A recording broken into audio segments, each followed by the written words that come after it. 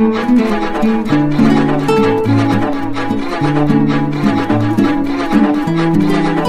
पश्चिम बंगाल में ममता बनर्जी को अब हार का डर बहुत ज्यादा सता रहा है? उन्हें यह लगने लगा है कि एसआईआर की प्रक्रिया जैसे ही शुरू हुई है, वहीं से और उसी तारीख से उनकी हार की उल्टी गिनती शुरू हो गई है। दर्शकों, ममता बनर्जी इन दिनों बहुत परेशान है क्योंकि पश्चिम बंगाल में एसआईआर की प्रक्रिया चल रही है।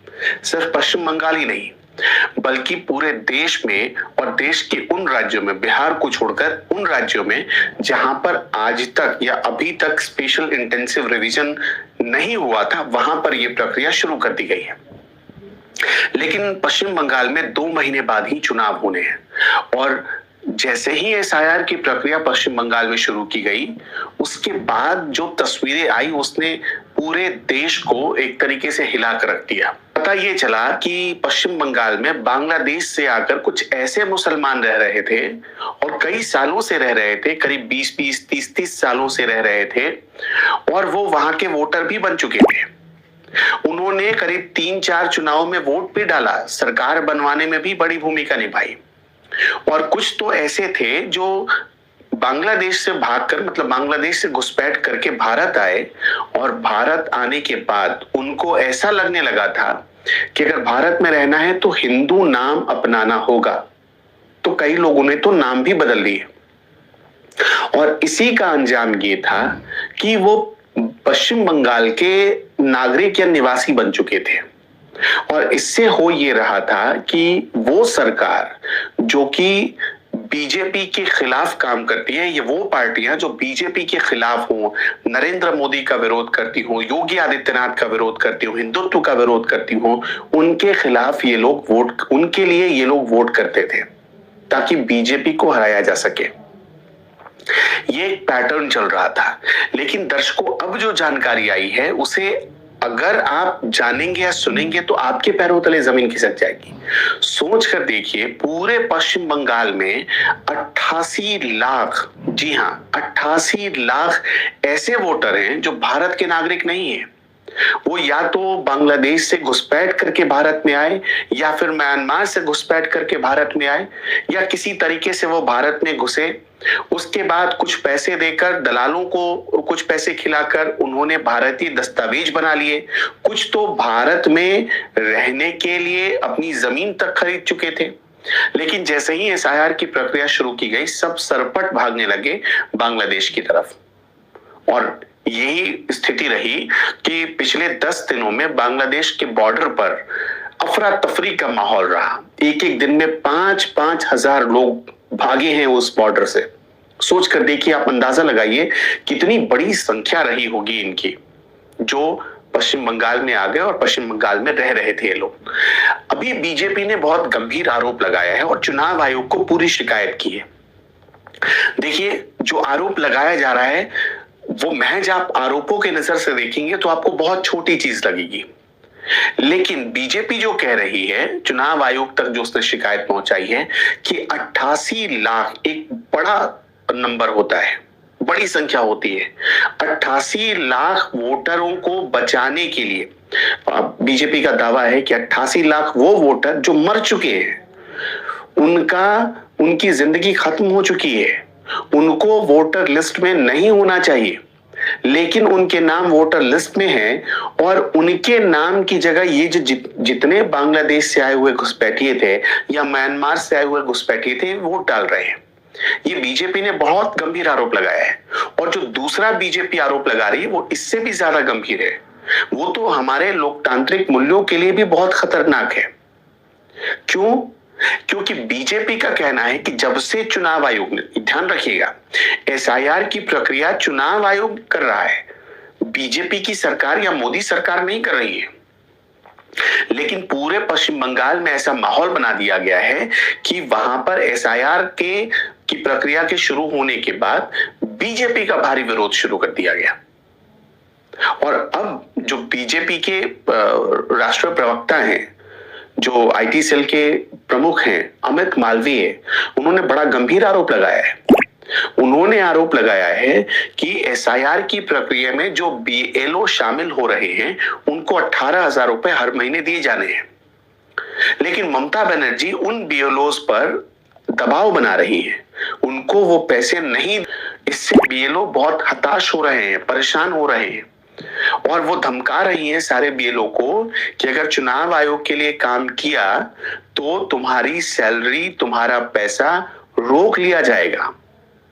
ये जितने बीएलओ हैं वो तो सरकारी कर्मचारी होते हैं, तो उनको डराकर धमकाकर एसआईआर की प्रक्रिया से किसी भी तरह दूर कर दिया जाए, इस बात पर पूरी तरह ममता बनर्जी काम कर रही है। और ये हमारा आरोप नहीं है, ये कह कौन रहा है?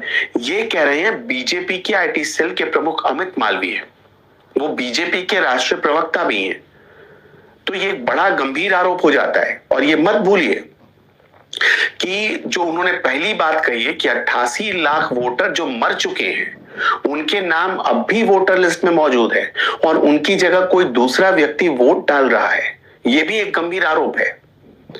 65 लाख वोटर जब बिहार में एसआईआर की प्रक्रिया शुरू हुई और जब खत्म हुई तब तक 65 लाख ऐसे वोटर को चिन्हित किया गया जिनकी डेथ हो चुकी थी, जिनकी मृत्यु हो चुकी थी।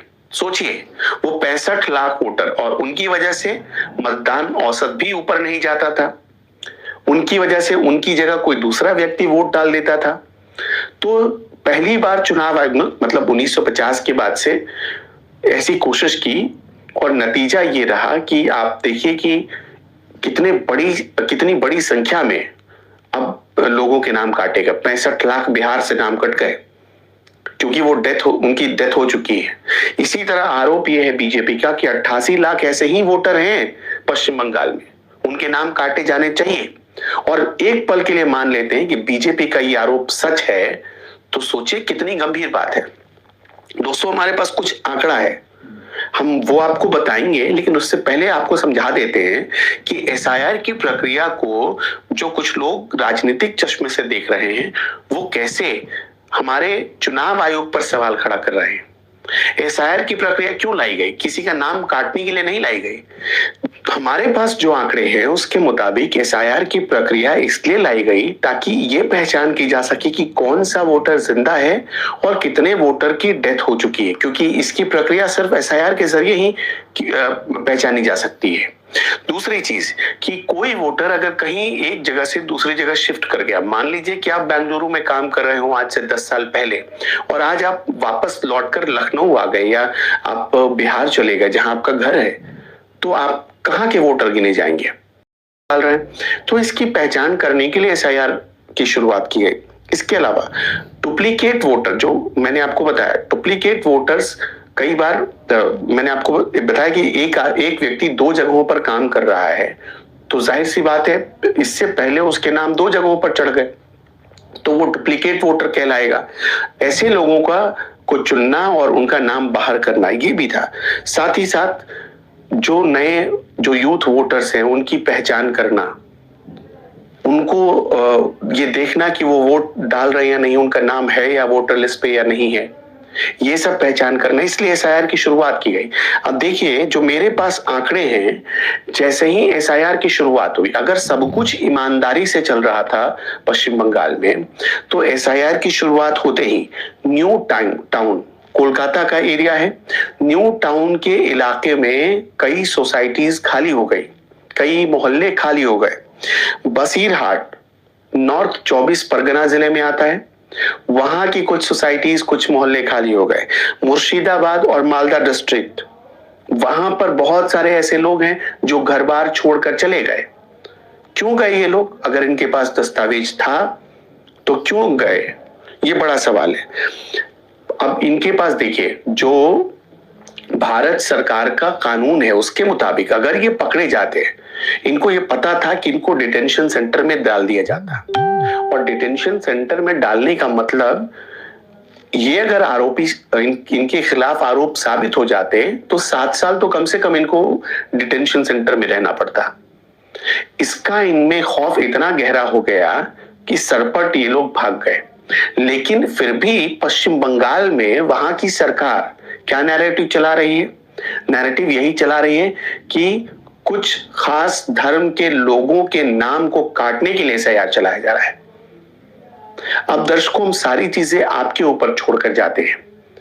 ममता बनर्जी लगातार 2011 से वहां चुनाव जीतती रही हैं और अब जो मतलब अगर आप देखेंगे कुल मिलाकर तो कम से कम 15 साल उन्होंने पूरे कर लिए और 15 साल के बाद 15 साल मतलब 3 टर्म उन्होंने पूरा कर लिया और जो पिछले उनके 2 कार्यकाल रहे वो सबसे ज्यादा विवादित रहे, सबसे ज्यादा।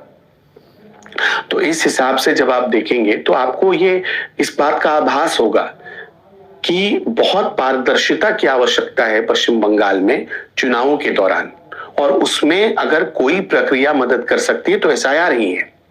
लेकिन उस पर भी सवाल उठाया जा रहा है, बीएलओ को परेशान किया जा रहा है ताकि एसआईआर पूरी तरह कामयाब ना हो पाए और वहां पर फिर से वही सरकार आ जाए जो सरकार सत्ता में है। हो सकता है कि एसआईआर पूरी हो जाए, कामयाबी से पूरी हो जाए, तब ममता बनर्जी आए तो ये कहा जाएगा कि हाँ उन्होंने बिना किसी भेदभाव के एसआईआर की प्रक्रिया को पूरा करने दिया।